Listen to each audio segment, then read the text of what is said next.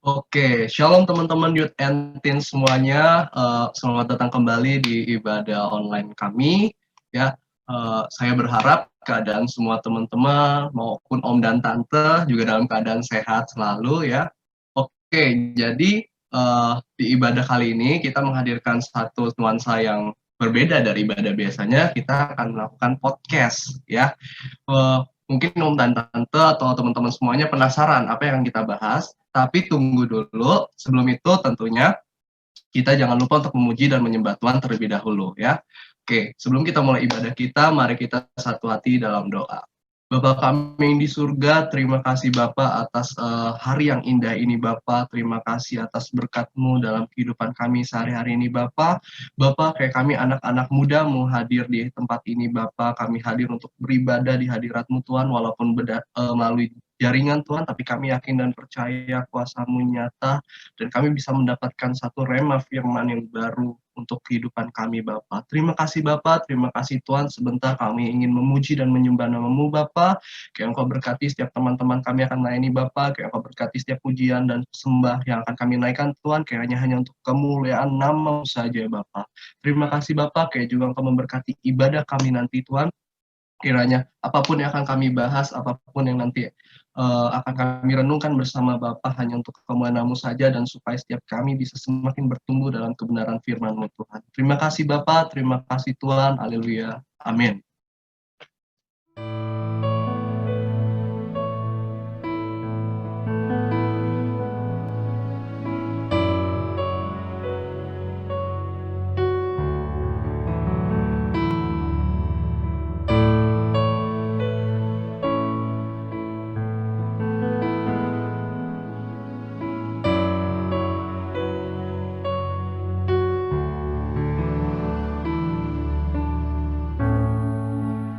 I call your name, I hear your voice, searching for me. Lord, I humble myself, I'm on my knees, here in your presence. I give my life to you. All my burdens at my feet. I laid it down, I let it go.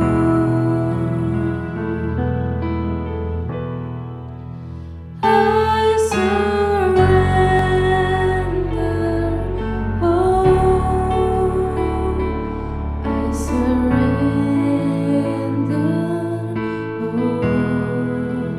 all to you, my blessed Savior. I surrender all. Draw me to your place. Guide my heart with grace in your ways. I surrender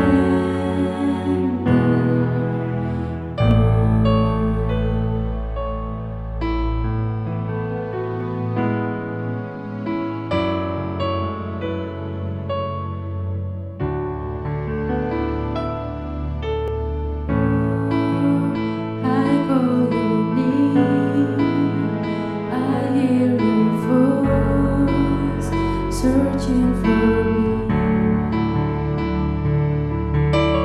Lord, I humble myself, I'm on my knees, here in your presence. I give my life to you. All my burdens at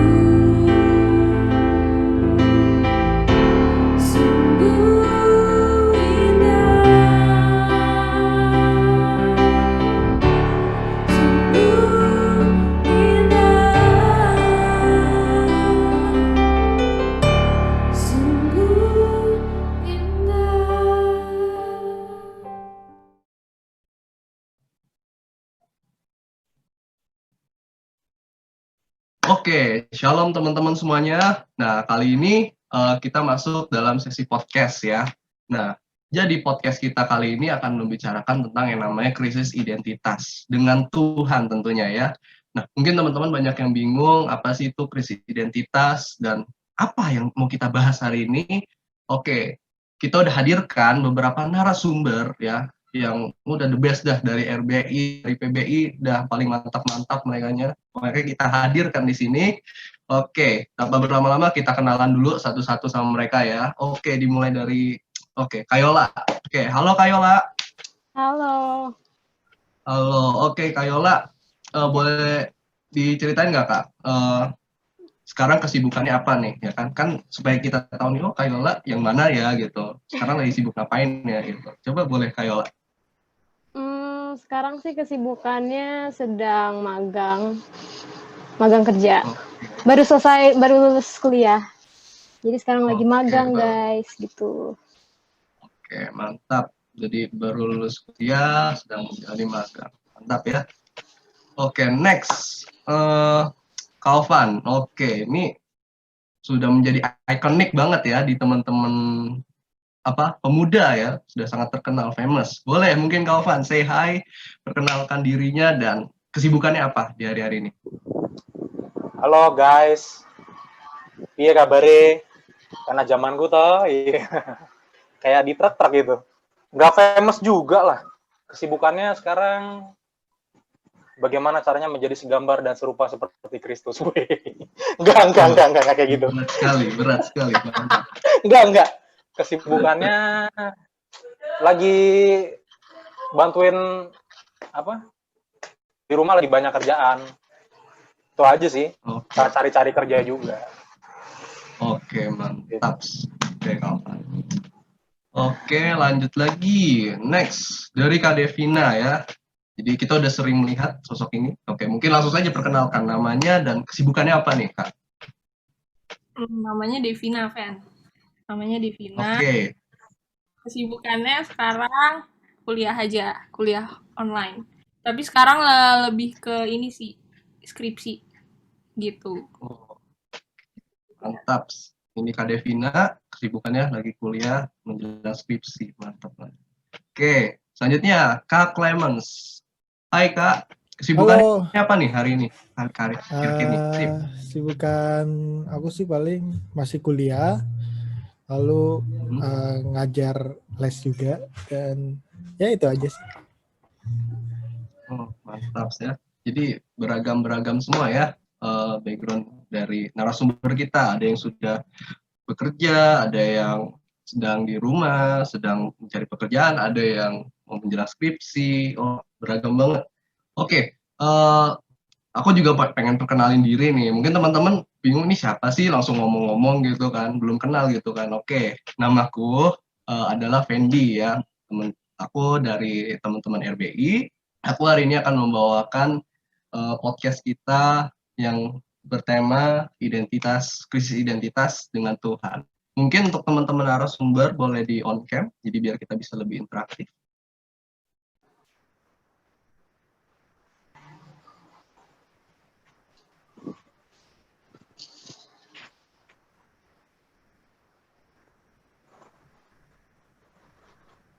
Sudah di on cam semua ya. Sorry. Jangan di mute, sorry, on cam lagi. Jangan di mute. Mohon maaf. Oke. Ya. Dari tadi. Aduh. Kayak pada tegang semua ini. Siap. Jadi bukannya pada berbobot semua ya. Iya. Jadi pembahasan kita nih mungkin beberapa teman-teman melihatnya apa itu krisis identitas ya kan, bebannya berat banget kayaknya nih ya kan. Oke, untuk lebih mudah ya, krisis identitas itu seperti masa-masa ya ketika kita sedang mempertanyakan atau meragukan satu hal ya. Karena kita hari ini membahasnya dengan Tuhan ya, berarti kita sedang mempertanyakan nih gimana sih identitas Tuhan dalam kehidupan kita ya kan. Banyak anak-anak muda struggle dengan hal ini gitu kan. Kayak banyak anak muda tuh bingung sebenarnya Tuhan itu dalam kehidupannya itu seperti apa sih, ya kan? Akhirnya banyak anak-anak muda yang bingung mencari, dan akhirnya mereka nggak kenal siapa Tuhan sebenarnya, ya kan? Itu salah satu yang sebenarnya berbahaya. Oke, kira-kira seperti itu teman-teman identitas. Nah, supaya kita tahu ya, narasumber kita ini sebenarnya udah yakin belum sih dengan identitas antara Tuhan dengan dia, ya kan? Kita coba tanyain gitu kan. Simple pertanyaannya. Pertanyaannya adalah, seperti apa Tuhan dalam hidup kalian dalam satu kata aja? Mungkin ada narasumber yang mau langsung volunteer. Saya mau jawab. Ada? Boleh raise your hand. Ladies first, ladies first. Ladies first. Siapa nih? Antara Kayola sama Kak Devina. Ayo, siapa ya? Satu kata ya, Fen? Iya, satu kata. Dan alasannya kenapa gitu kan? Pasti kan ada penyebab gitu. Oke. Kalau aku sih, Tuhan itu adalah Bapa.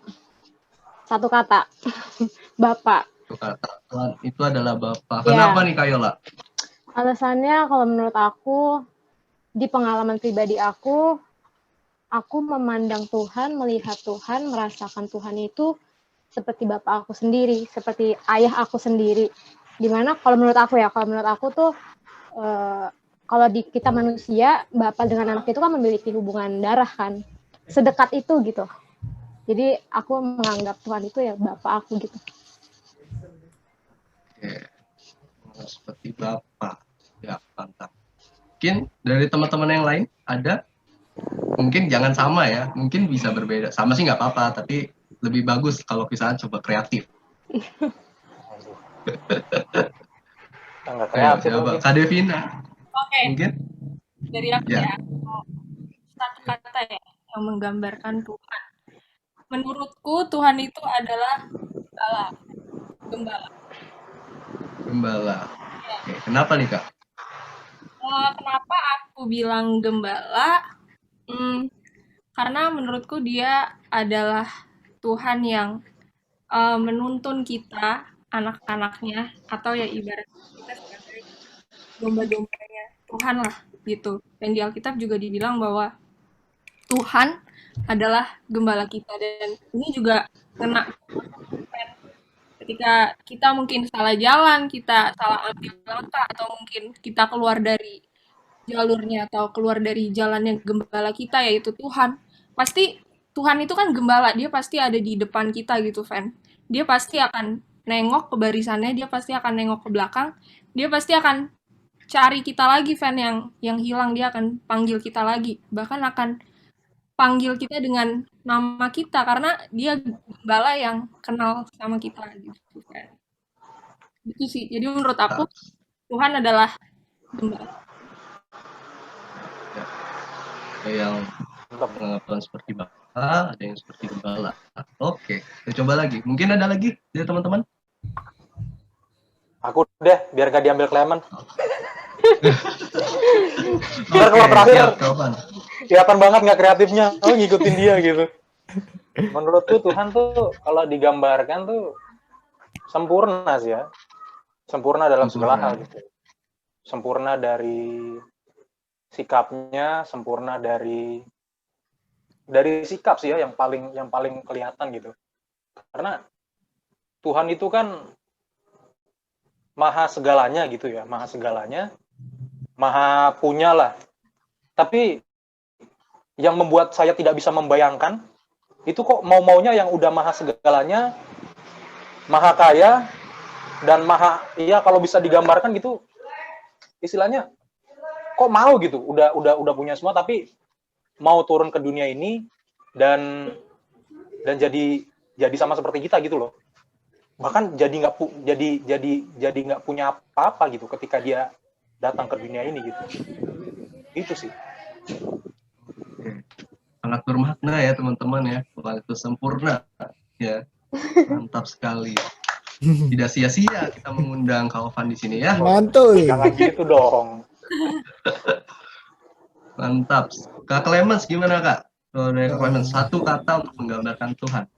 Kalau aku, Tuhan itu peduli. peduli. Karena kalau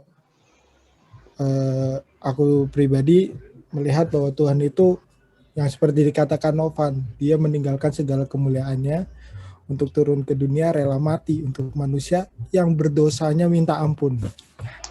Dia tuh peduli, gak memikirkan dia dari mana, dia suku apa, dia ras apa, agama apa. Semua umat dia katakan bahwa dia rela mati untuk semua umat, bukan hanya orang Kristen saja. Itu yang menurut gue itu. Allah itu peduli. Nyanyi dong. Kayak lagu ya. Allah peduli. Ayo, Devina ngiringin pakai gitar. Lanjut. Oke, kita udah dapet nih beragam jawaban dari teman-teman narasumber. Dari Kayola menganggap Tuhan itu seperti Bapa. Kalau dari Kak Devina, Tuhan itu seperti Gembala. Kalau misalnya dari Kaovan, Tuhan itu sempurna, perfect, abis deh ya kan. Udah dalam kondisi dia udah maha kaya, terus tiba-tiba dia mengosongkan itu semua. Kalau dari Kak Clemens, Tuhan itu peduli. Nah, ini mungkin satu pertanyaan refleksi untuk nanti teman-teman semua yang menyaksikan, ya. Mungkin teman-teman masih ada beberapa yang bingung, ya kan? Satu kata sederhana yang bisa menggambarkan Tuhan. Mungkin teman-teman masih bingung apa gitu kan. Nah, ini mungkin bisa untuk teman-teman coba pikirkan, renungan bersama ya. Oke. Sesederhana itu teman-teman, sesimpel itu. Ketika kita udah menyadari identitas Tuhan dalam hidup kita, otomatis kita bisa mudah untuk menyebutkan Tuhan. Kayak teman-teman narasumber itu, oh Tuhan itu seperti Bapa, Tuhan itu seperti Gembala, dan lain sebagainya. Ya, sesimpel itu identitas Tuhan dalam kehidupan kita, teman-teman. Nah, oke. Satu tema kita hari ini adalah krisis identitas, ya kan? Tadi kita udah tahu bahwa sebenarnya teman-teman narasumber kita nih udah mantap lah, mereka udah mengenal Tuhan, udah mengenal identitas Tuhan dengan baik dalam kehidupannya. Nah, pernah nggak sih dari teman-teman narasumber ya mengalami krisis identitas? Mungkin kayak waktu teman-teman masa-masa SMP, masa-masa SD atau gimana gitu, merasakan krisis identitas kayak gimana ya? Mungkin kalau dari aku pribadi ya, orang itu bisa merasakan krisis identitas dalam dua hal ya. Dalam dua hal. Hal pertama itu adalah ketika orang itu masih hidup dalam kedagingan ya kan. Ketika dia masih hidup dalam kedagingan, otomatis dia nggak bisa memahami Bapa seperti apa ya kan. Sudah jelas dia nggak bisa memprioritaskan Tuhan dalam kehidupannya. Itu salah satu penyebab orang bisa mengalami krisis identitas. Terus yang kedua, nah ini paling sering nih yang kedua ya biasanya. Ketika lagi dalam masa-masa sulit ya. Mungkin pertamanya kita rajin ibadah ya kan, mungkin kita rajin saat teduh dan lain sebagainya ya kan, mungkin kita rajin pelayanan bahkan ya. Tapi ketika kita dalam satu masa pencobaan gitu, entah misalkan keluarga kita tiba-tiba ekonomi terpuruk atau misalkan ada yang terkena penyakit, nah di situ kita mulai ragu nih, sebenarnya Tuhan yang gue percaya itu berserta dengan gue nggak sih ya kan, mulai mempertanyakan identitas Tuhan dalam kehidupannya. Bahkan nggak sedikit ya kasusnya kita temukan, mungkin teman-teman kita lain di luar sana mereka menjadi meninggalkan Tuhan karena ya mereka sedang berada dalam masa-masa sulit, mereka merasa Tuhan nggak bersama dengan mereka gitu kan. Nah, pernah nggak sih dari teman-teman ini dalam masa-masa gitu meragukan gitu loh, susah untuk memahami Tuhan dalam kehidupan teman-teman? Pernah nggak?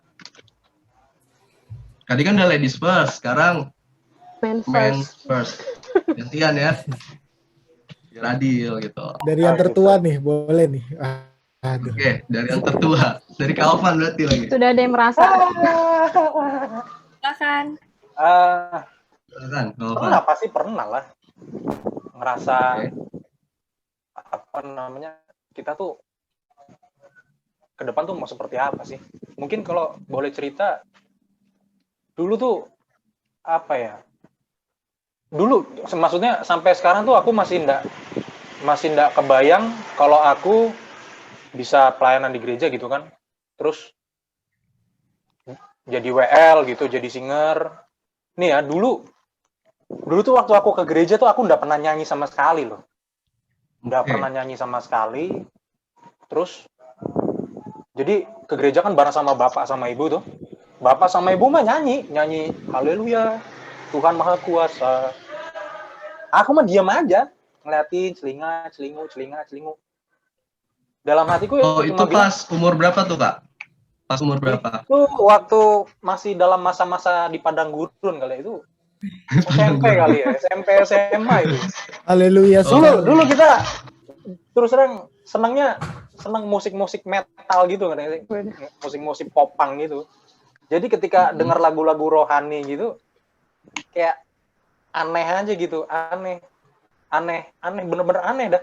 Dan waktu SMP tuh, itu kan zaman-zamannya zaman-zamannya musik-musik metal tuh berkembang gitu lah ya. Pokoknya kalau lu suka musik metal, lu udah paling gaul dah waktu itu tuh, waktu zamannya Kaufan tuh.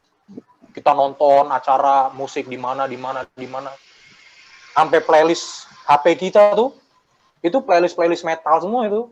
Head Squad lah, 13 lah, apalah, Killing Me Inside lah, Alesana lah, itu waktu itu sih ya. Itu tuh sampai seperti itu gitu.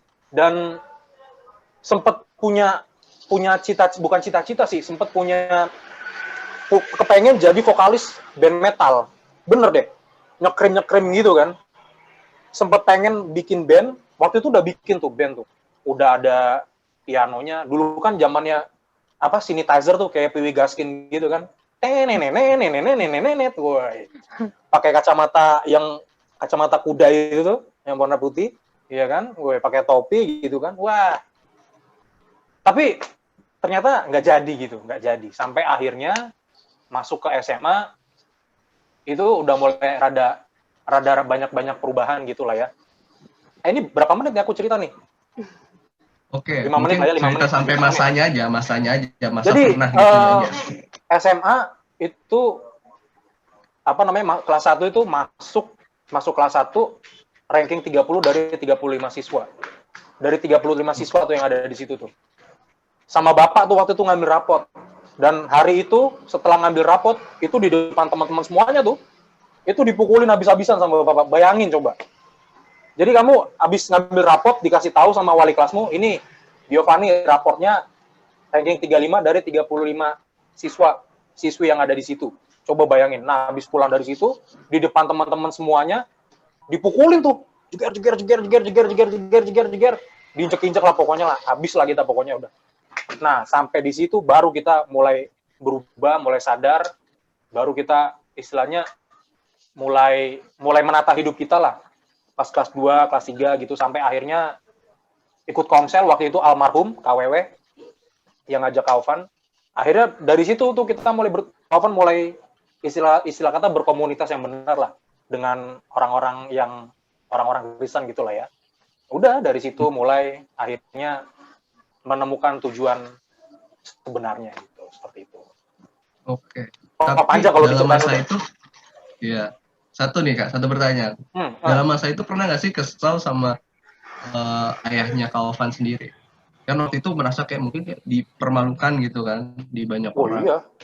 Iya, bayangin coba kalau misalnya kalau dipukulin di rumah masih mending lah ya. Ini dipukulin di depan kalian ini nih teman Kaufan nih. Ditonjokin jeger, buset udah nggak ada mukanya lagi. Tapi dari kejadian itu yang ngebuat Kaufan sadar gitu loh. Kayak ayo gue harus mulai menata hidup gue gitu. Maksudnya kalau waktu itu masih jadi siswa kan kita ya nilainya tak rubah lagi gitu. Maksudnya belajar gitu kan. Ya nggak belajar banget tapi setidaknya kelakuan kita gitu yang tanda kutip yang nggak bagus-bagus ya tak rubah gitu sih. Itu awal mulanya berubah tuh dari bogeman orang tua itu. Oh, oke. Siap, mantap. Oke. Mungkin supaya menghemat waktu nih, salah satu dari teman-teman yang ladies mungkin, teman-teman yang perempuan ada pernah mengalami masa krisis. Oke, Kak Devina. Oke, paling keraguan kali ya, Van, keraguan. Ya. Gitu ya. Ini Kak Ovan sama Clement tahu ceritanya sini.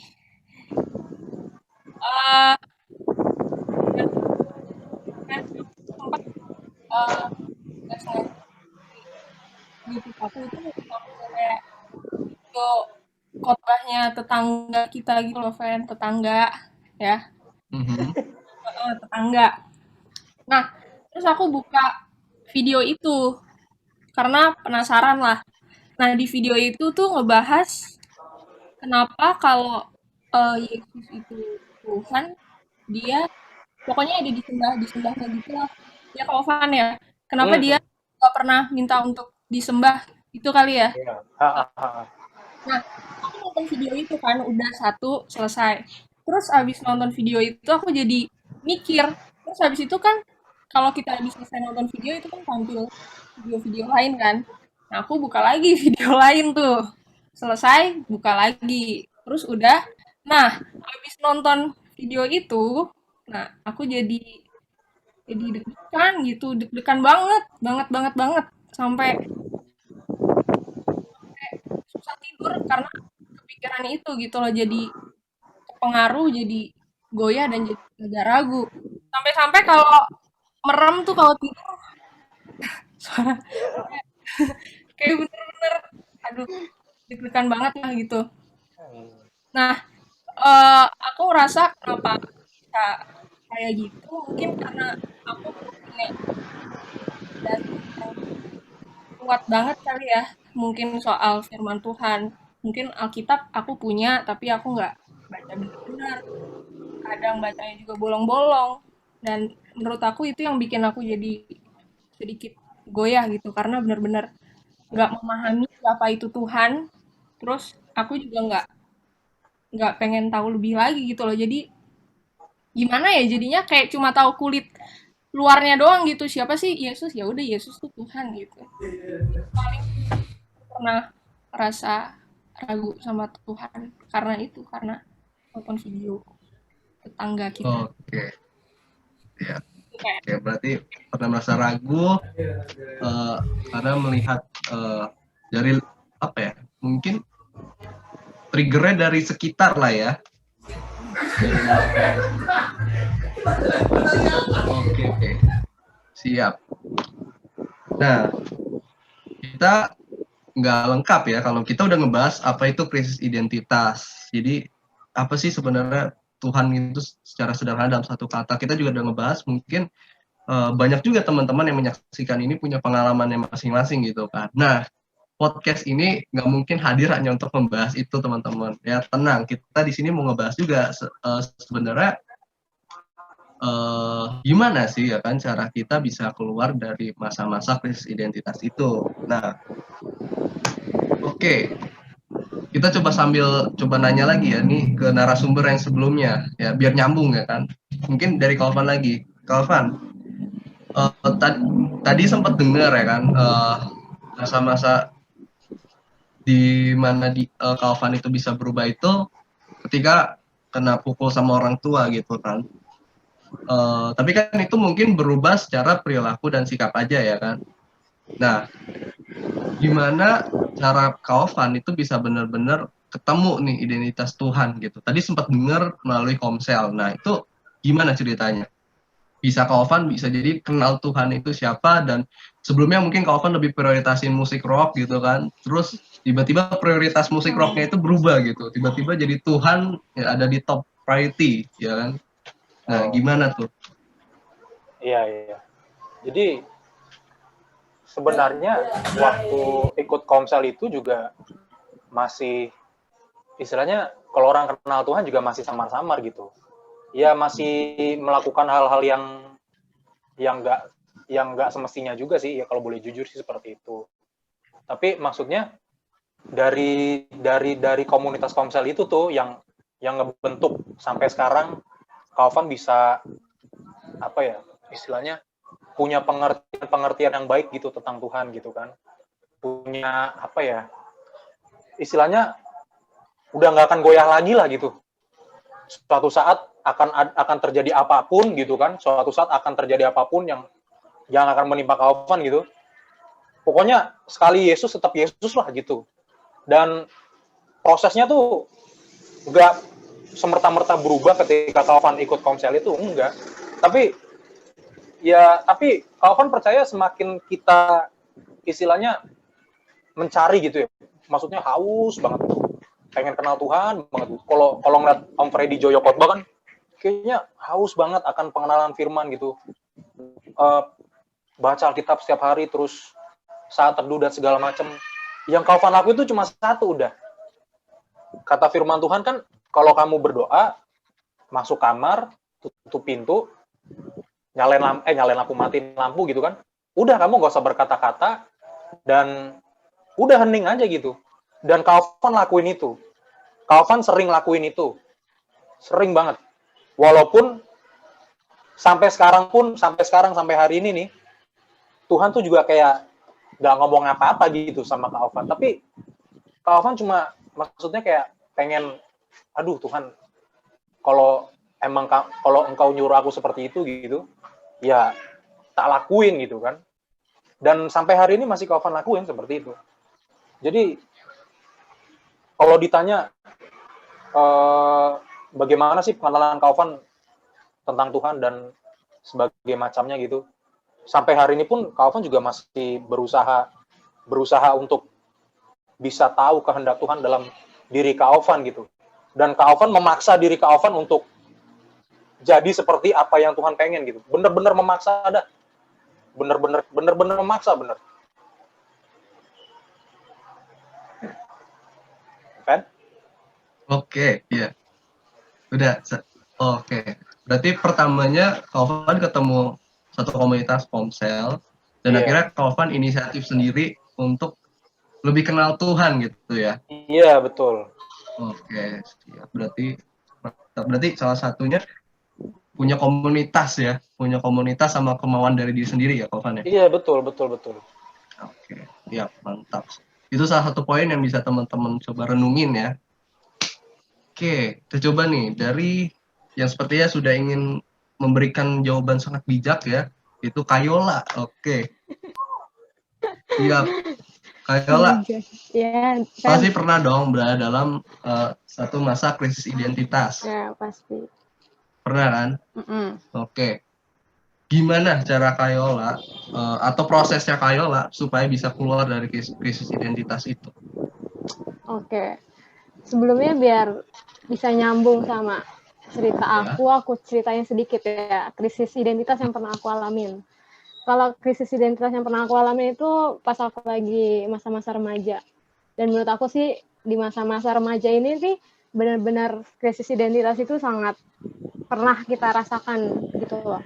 Karena di masa-masa remaja ini kita masih dalam masa pubertas, masih meragukan, masih belum benar-benar mengenal Tuhan itu siapa di hidup kita. Nah, di situasi itulah krisis identitas itu muncul, kalau menurut aku. Nah, pernah itu aja sih gambarannya. Aku pernah seperti itu di gereja juga. Nah, terus untuk cara menghadapi ya, Fen ya.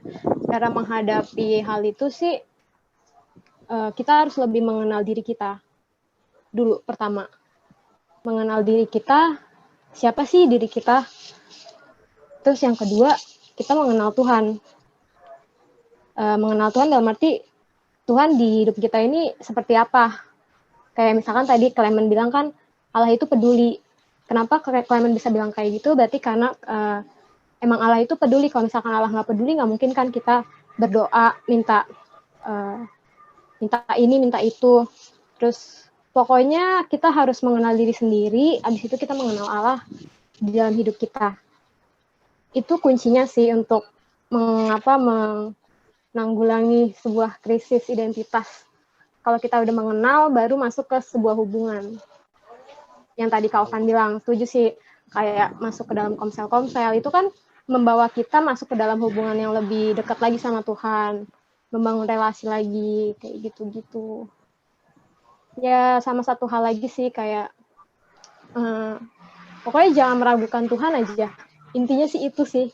Mantap. Pasti krisis identitas itu nggak bakal terjadi di hidup kita. Oke, guys. Betul. Oke, mantap sekali ya. Gimana teman-teman? Kayaknya nih Kak Clemens agak kurang bersuara ya kan? Perlu nggak ada satu pertanyaan nih dari teman-teman? Ada? Gimana kan? Jadi tuh Kak Clemens, ya kan? Kak Clemens kan ini kayaknya diem gitu kan. Biasanya diam itu emas, teman-teman ya. Oh iya, Biasanya. Oke. ngeri. Kayaknya kita perlu dengar jawaban dari Kak Clemens gitu kan. Terakhir ya, dari Kak Clemens sebagai penutup nih Kak.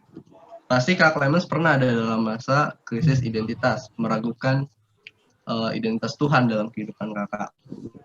Prosesnya gimana sih? Gimana bisa Kakak keluar dari masa-masa krisis identitas itu? Oke, gue akan cerita sedikit ke yang lain biar lengkap nih, biar lengkap. Iya dong. Cerita Curang kalau nggak cerita. Yo, dong, biar lengkap nih. Oke, latar belakang gue hidup di keluarga hamba Tuhan.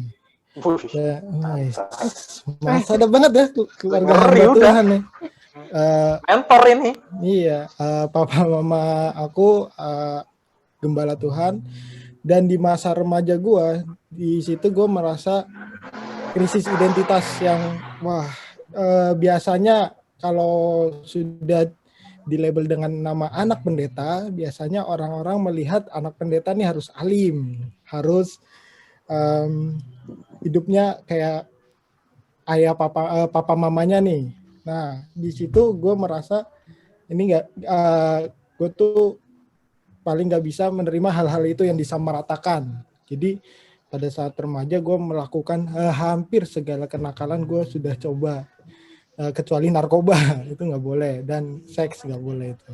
Nah itu gue berantem, gue merokok, dan semuanya itu gue udah lakukan. Nah, di saat setelah gue lulus dari SMA, gue mulai merantau nih ke Jakarta. Jadi gue anak daerah, guys. Ya, gue mulai merantau ke sini, dan gue hidup jauh dari orang tua.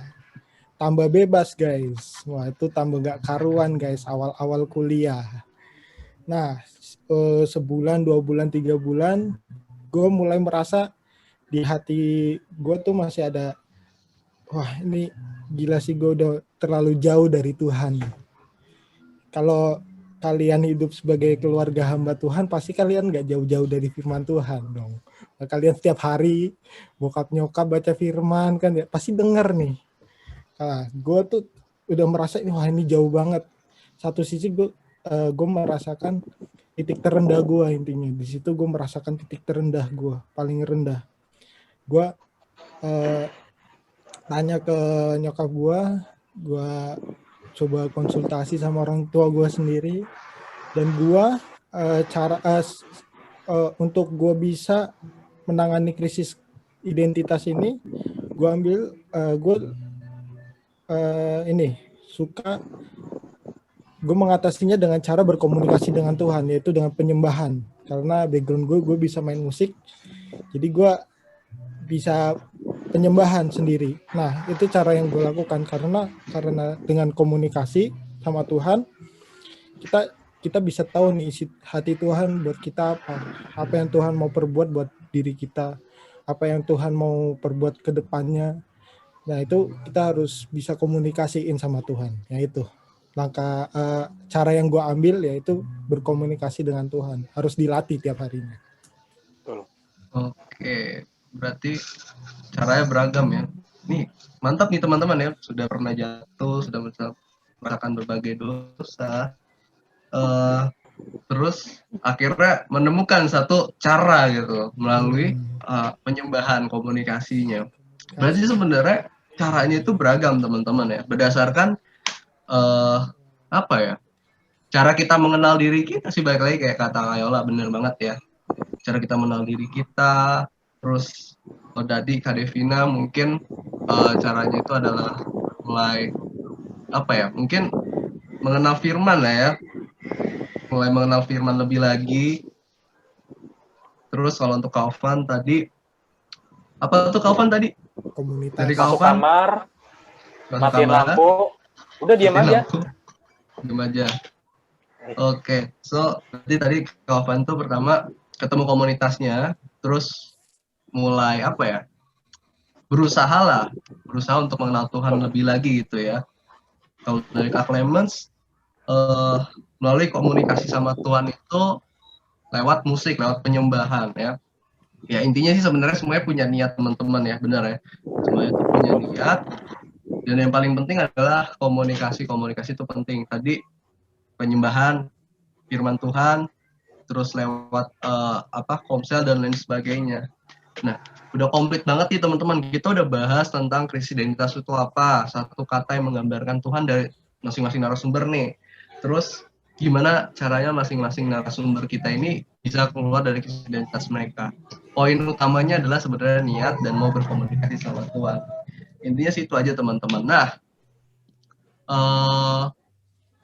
mungkin podcast kita sampai di bahasan itu aja. Dan sebagai bocoran aja, podcast kita nggak berhenti sampai di sini. Masih ada part 2-nya lagi yang pasti semakin seru ya. Jadi nanti kita membahas tentang krisis juga, tapi kali ini dengan sesama ya kan. Mungkin teman-teman di sini banyak yang struggle gitu dengan komunitas di sekolah dan lain sebagainya. Nah, jadi jangan lupa untuk menyaksikan podcast kita selanjutnya. Intinya itu aja. Thank you buat teman-teman yang sudah join di ibadah kita hari ini. Thank you buat semua narasumber ya. Mantap. Amin. Ya. Haleluya. Semoga podcastnya lancar ya. Amin. Semoga Stay tune ya memberkati ya. guys. Semoga menjadi berkat, guys. Ditunggu episode keduanya guys.